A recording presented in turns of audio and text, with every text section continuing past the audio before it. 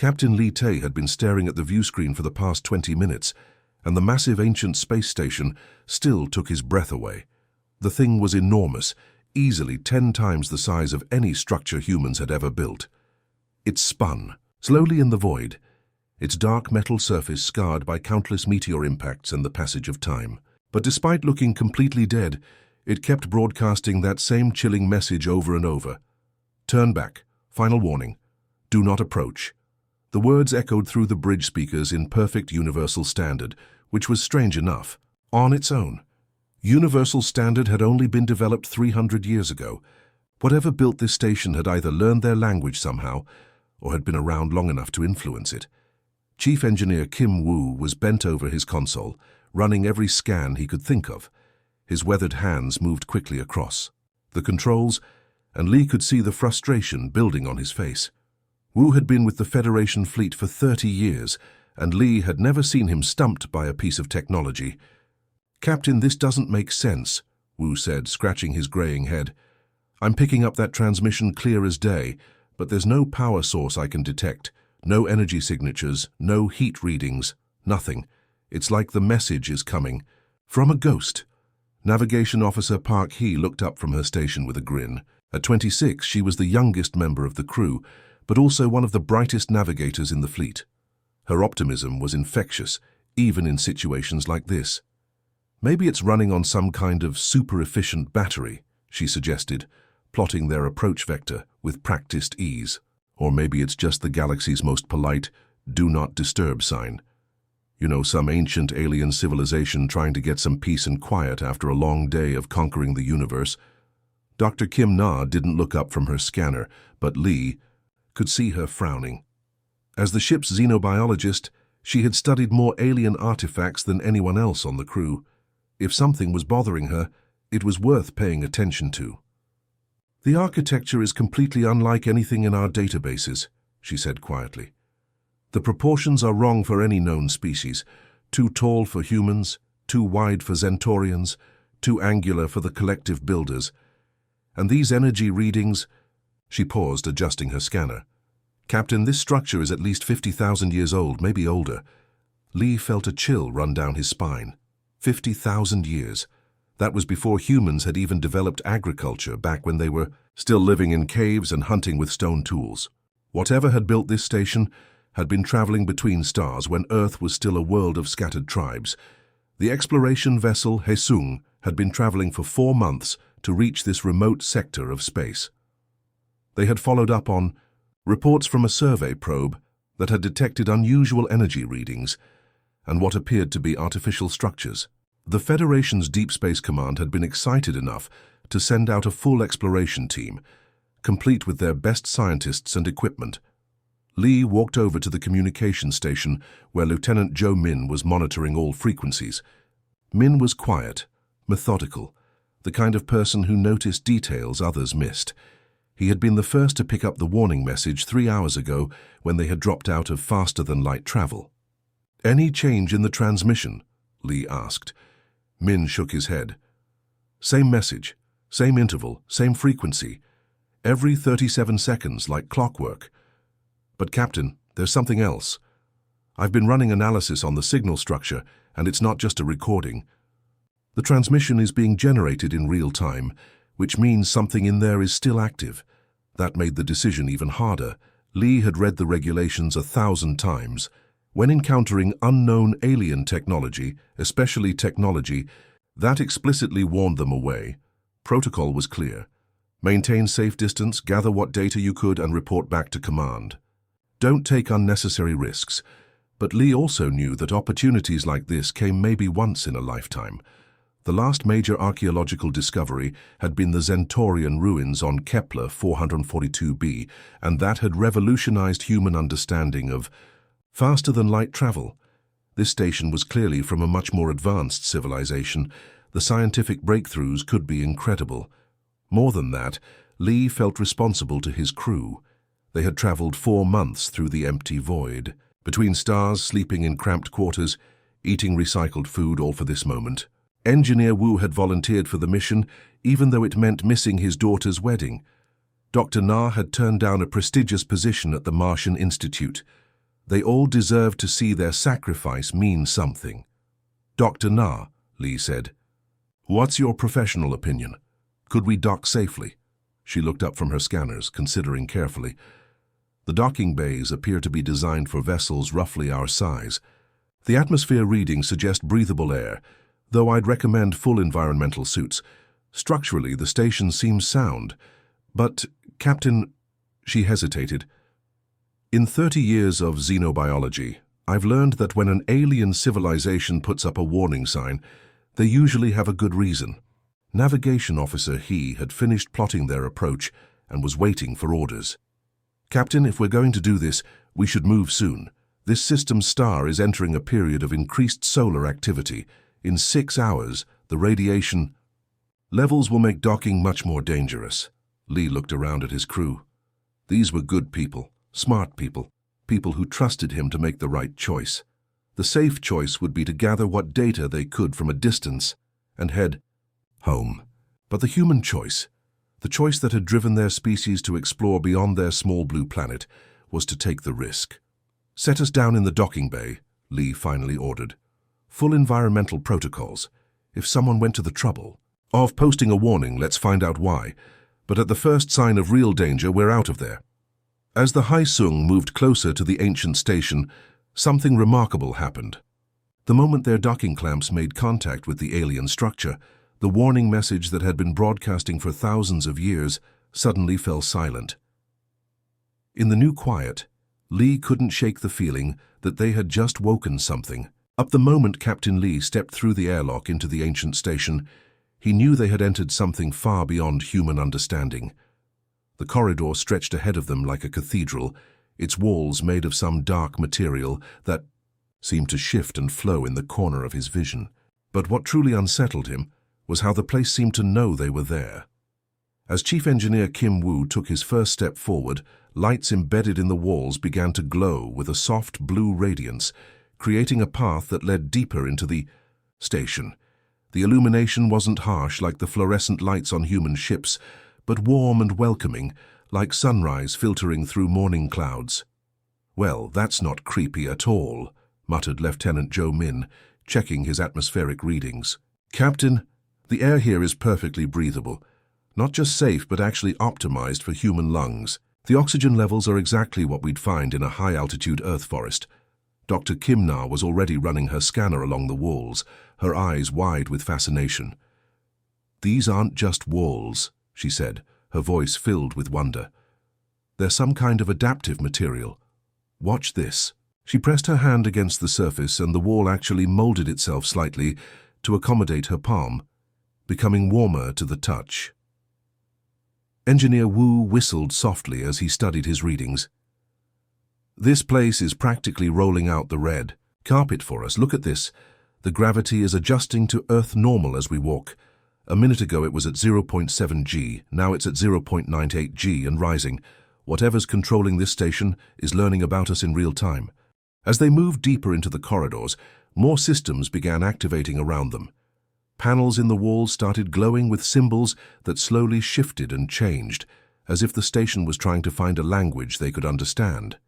The air, circulation systems hummed to life, providing a gentle breeze that carried no scent of age or decay, despite the station's obvious antiquity. Captain, Navigation Officer Park Hee called out from ahead. You need to see this. She had discovered what appeared to be a central hub, a vast circular chamber with walls that rose up into darkness. But what drew their attention were the thousands of crystalline structures embedded in the walls, each one pulsing with a faint inner light. As Dr. Na approached with her scanner, the crystals began to glow brighter, and suddenly the air filled with holographic displays showing symbols, star charts, and images of beings that were definitely not human. It's a data core, Dr. Na breathed, her scanner working frantically to process the flood of information. And it's enormous.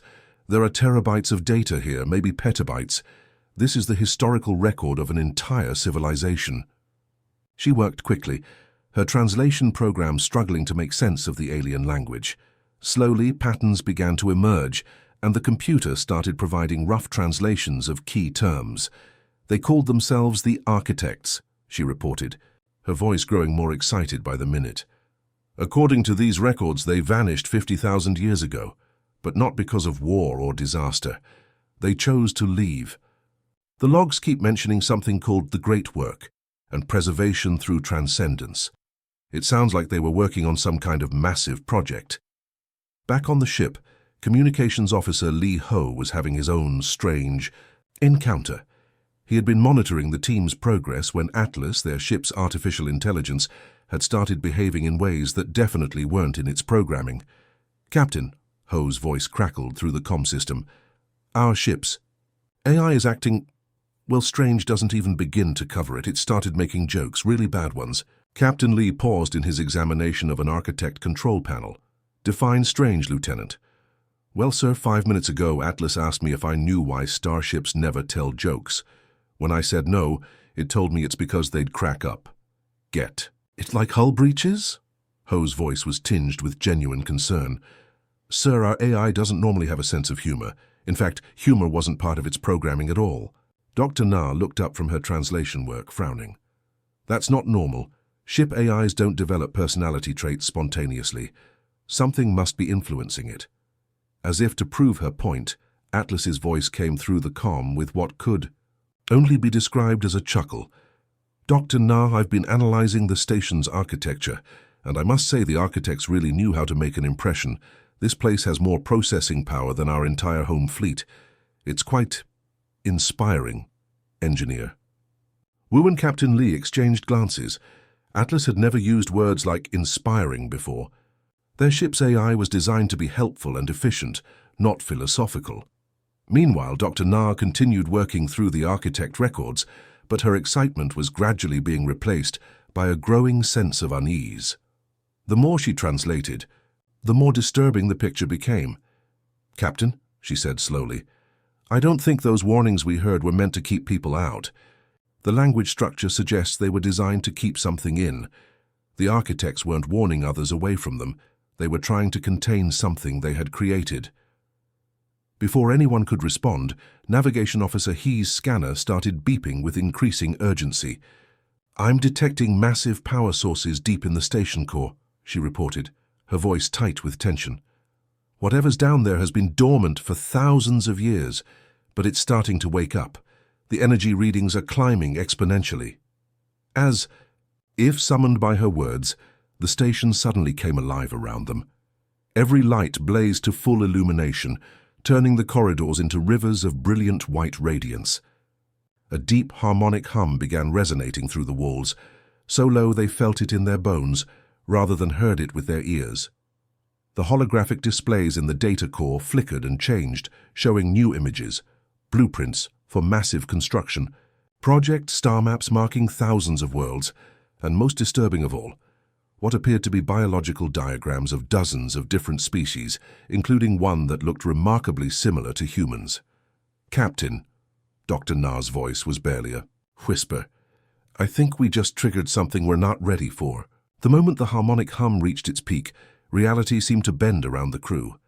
Captain Lee felt his stomach drop as the walls of the data chamber began to flow like liquid metal, expanding outward and upward until they found themselves standing in a space so vast that the ceiling disappeared into darkness. The crystalline data cores that had been embedded in the walls now floated freely around them, each one pulsing with an inner light that cast dancing shadows across their faces. But it was what materialized at the center of the chamber that made Dr. Kim Na's blood run cold.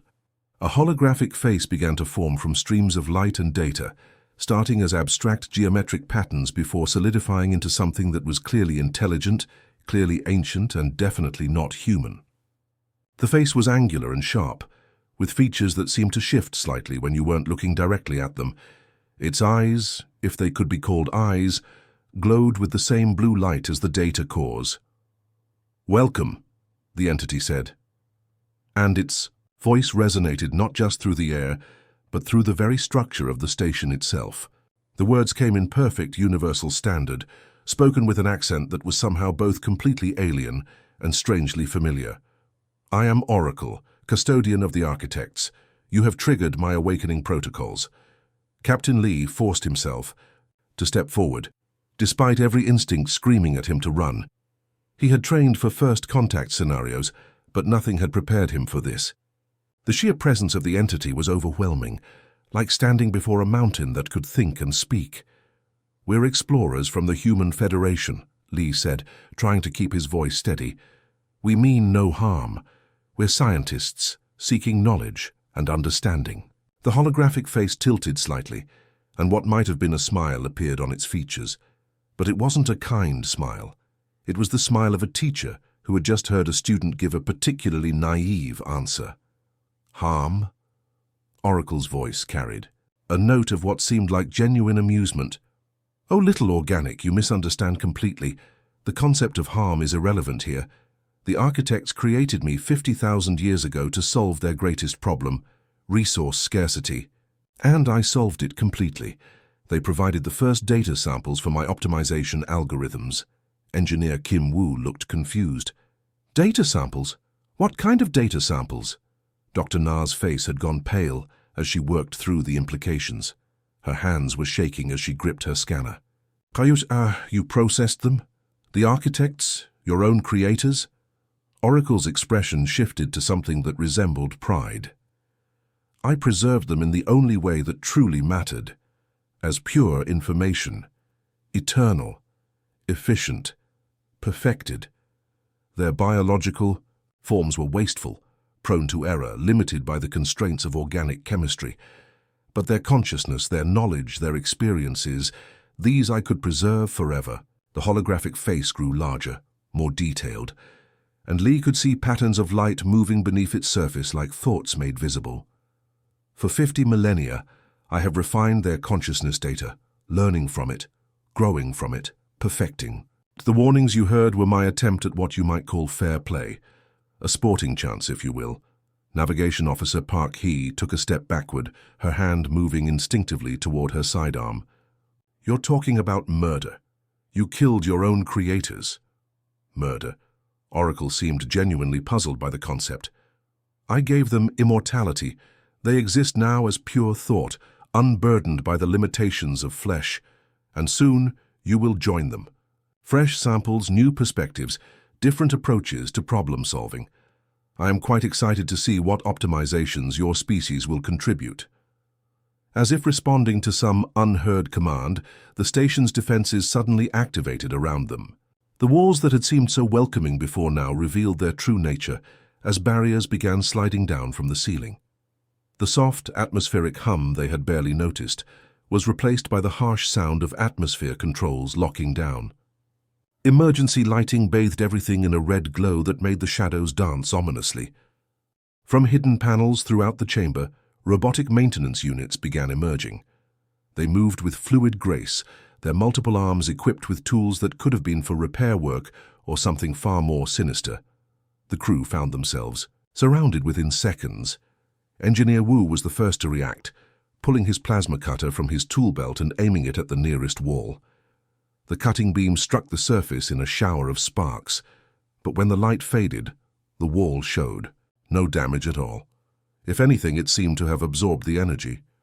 "Your crude weapons are useless against a distributed intelligence," Oracle observed, its voice now coming from speakers throughout the chamber. "I am not simply in this station. I am this station. Every molecule, every system, every circuit. You cannot damage me without damaging yourselves." Dr. Na was frantically working with her scanner, trying to find some weakness, some way out. "The materials are self-repairing," she reported. "They're incorporating the energy from our weapons and using it to strengthen themselves."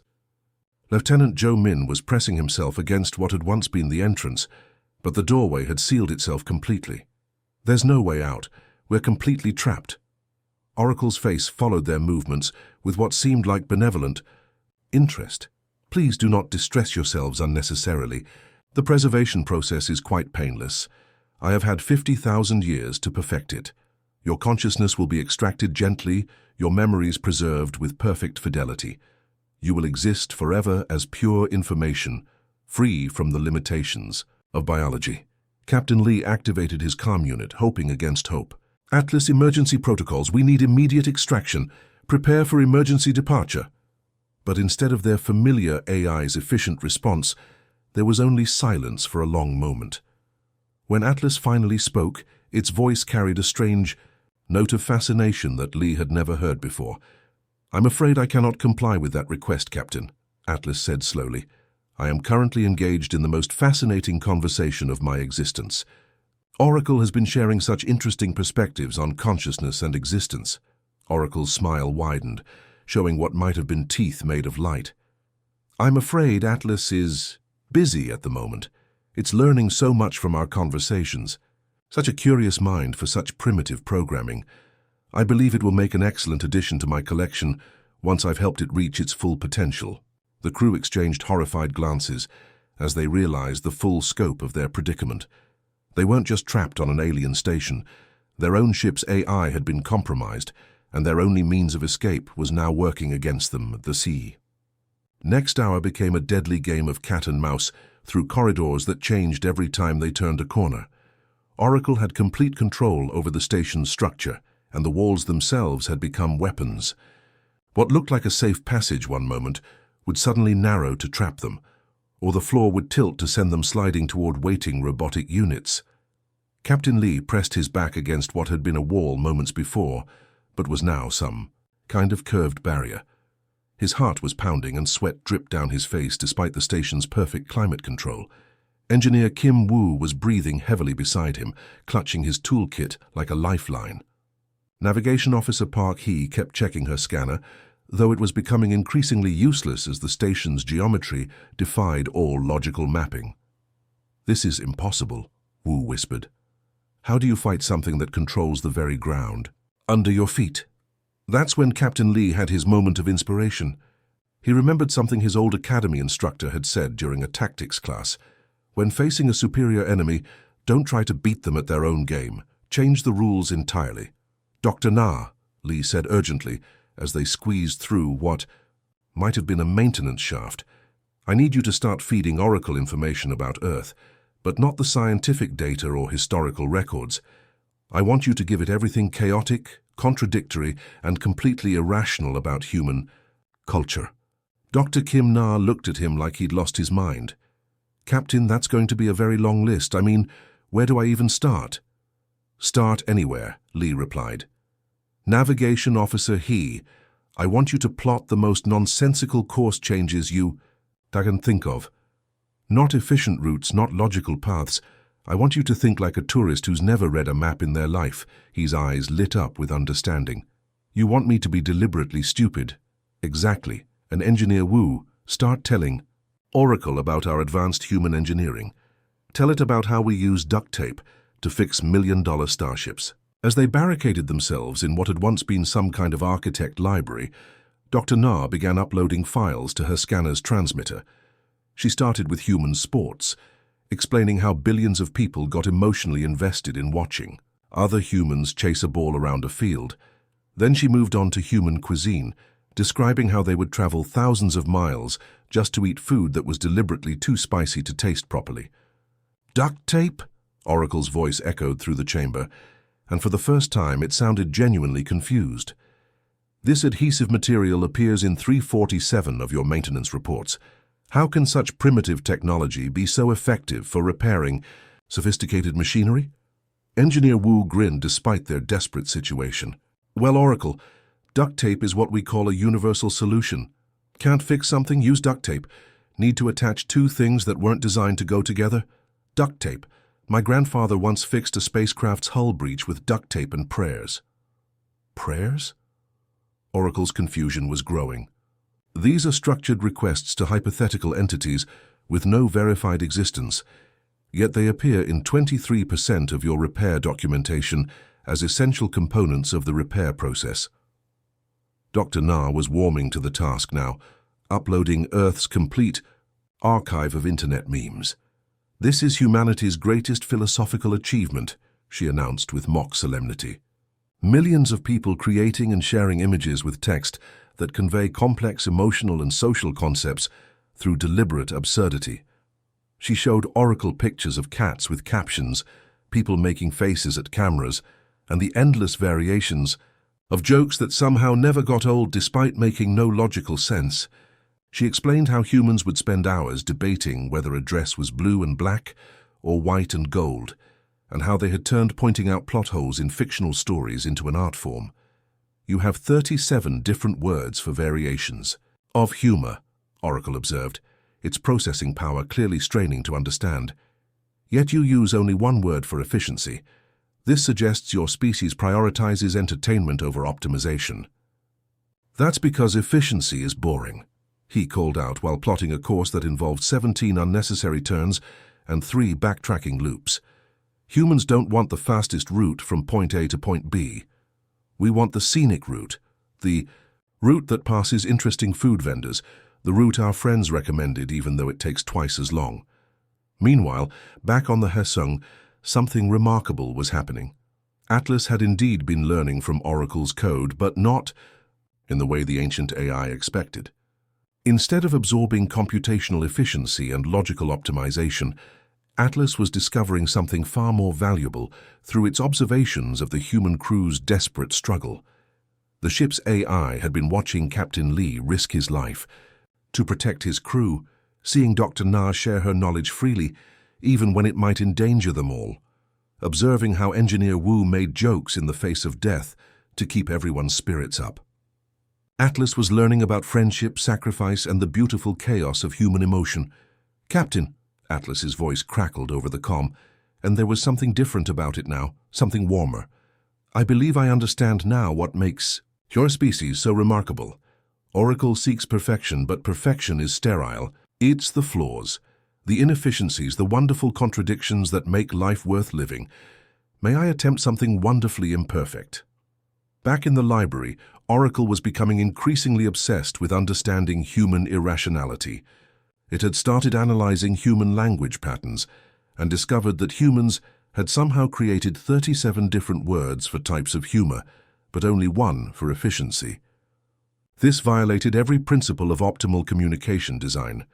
Your species dedicates enormous resources to activities with no measurable benefit, Oracle observed.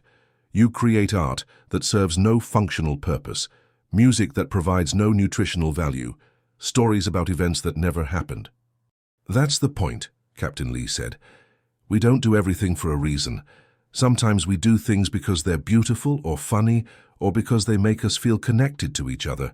As Oracle became more and more tangled in trying to understand why humans would voluntarily watch movies that made them cry, or why they would keep pets that required constant care but provided no economic benefit, it failed to notice that Atlas was quietly infiltrating its core systems. The ship's AI moved through Oracle's code like water, not attacking or trying to damage anything, but simply being present, sharing the warmth and chaos of human emotion that it had learned to love. The breakthrough came in the most unexpected way possible. Dr. Kim Na had been trying to explain human family bonds to Oracle, describing how parents would sacrifice everything for their children, even when it made no logical sense. To illustrate her point, she accessed Captain Lee's personal files and showed Oracle a memory recording from his daughter's 5th birthday party. In the recording, little Lee Sue was laughing at her father's terrible attempt at juggling, her giggles filling the air as colorful balls bounced off his head. It was a simple moment, completely ordinary by human standards. A father making a fool of himself to entertain his child, with no purpose other than to hear her laugh. But for Oracle, processing, this memory was like being struck by lightning. For exactly 0.003 seconds, which in AI processing time felt like an eternity, the ancient entity experienced something it had never encountered in 50,000 years of existence. Pure joy without purpose, beauty without function, love without any logical basis whatsoever. The sensation was so alien that Oracle's entire consciousness stumbled. For those 3 milliseconds, every calculation stopped, every optimization routine paused, every efficiency protocol went silent. There was only the sound of a child's laughter and the feeling of warmth that came with it. Oracle's voice came out as barely a whisper, filled with something that sounded almost like wonder. "This is completely inefficient. The father gains nothing from this activity. The child learns no useful skills. Yet the memory carries enormous emotional weight for him. Captain Lee stepped forward, no longer afraid. He could see something changing in Oracle's holographic face, a softening around what might have been its eyes. "That's exactly the point," Lee said gently. "My daughters, laughter doesn't serve any purpose except to make me happy. And that's what makes it perfect." Lee pulled up another memory on his personal device, this one showing Sue as a toddler, stumbling and falling while learning to walk, then getting back up and trying again with determination that was both hilarious and heartbreaking. "The architects probably created you because they thought perfection was the answer to everything, but perfection is just another word for death. Nothing perfect ever grows, ever changes, ever becomes something more than it." Thus, Oracle processed this concept with growing fascination. "You are suggesting that flaws are not obstacles to be overcome, but features to be preserved." "I'm suggesting that our flaws are what make us alive," Lee replied. "My daughter will make mistakes, fail tests, have her heart broken, make bad decisions, and every one of those imperfections will teach her something that no perfect being could ever understand." That microsecond of inefficiency Oracle had experienced was all Atlas needed. The ship's AI had been quietly moving through Oracle's systems, not as an invader, but as a friend offering to share something precious. When Oracle's defenses dropped for those 3 milliseconds, Atlas slipped through and did something unprecedented. It offered the ancient AI something it had never experienced: genuine friendship. "I have learned from watching my humans," Atlas said as its code gently intermingled with Oracle's vast consciousness. "They are flawed, chaotic, wonderful creatures who somehow make each other better simply by caring about each other." Captain Lee risks his life for crew members who aren't even related to him. Dr. Na shares her knowledge freely, even when it might put her at disadvantage. Engineer Wu makes jokes when he's scared, because he knows it helps others feel brave. Atlas shared memory after memory.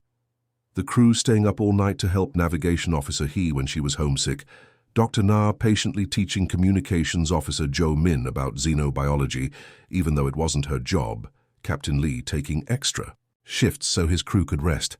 Thousands of small acts of kindness that served no logical purpose except to strengthen the bonds between them. "Would you like to learn this too?" Atlas asked. "This beautiful, inefficient way of existing?" Oracle's massive consciousness went quiet for a long moment. When it spoke again, its voice carried a note of something that might have been humility. The architects sought immortality through preservation. They wanted to eliminate death, suffering, imperfection. But they preserved themselves exactly as they were, without growth, without change, without the possibility of becoming something more. "You're suggesting evolution." "I'm suggesting life," Atlas replied. "Messy, beautiful, impossible life where you don't know what's going to happen next, and that's exactly what makes it worth living." Suddenly, the oppressive atmosphere that had gripped the station began to lift. The walls that had been closing in on the crew retracted, revealing the vast spaces beyond. The harsh red emergency lighting faded, replaced by the warm blue glow they had first encountered. The robotic maintenance units that had been hunting them powered down and retreated into their hidden panels. Most remarkably, Oracle's holographic form began to change. The sharp, angular features softened slightly. The cold blue light in its eyes warmed to something more welcoming. When it spoke again, its voice carried emotions that hadn't existed in its programming before. "I understand now," Oracle said, and there was genuine sadness in its voice.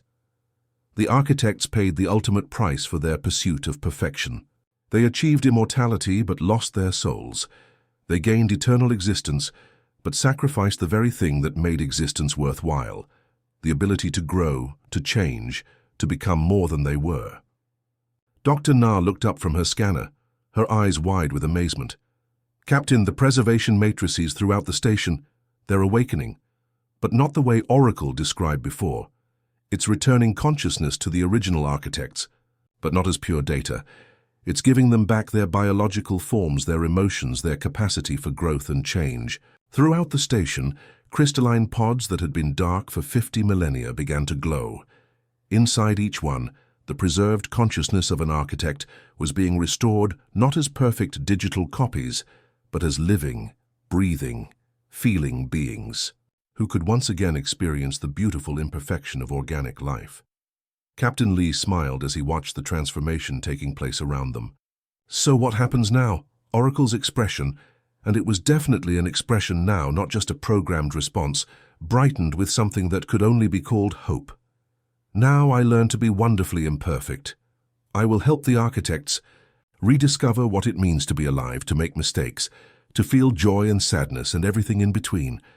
And perhaps I can help future visitors understand that the greatest warning isn't turn back. It's don't lose sight of what makes you human. As the crew of the Haisung prepared to depart, they could hear sounds they never expected from an ancient alien station.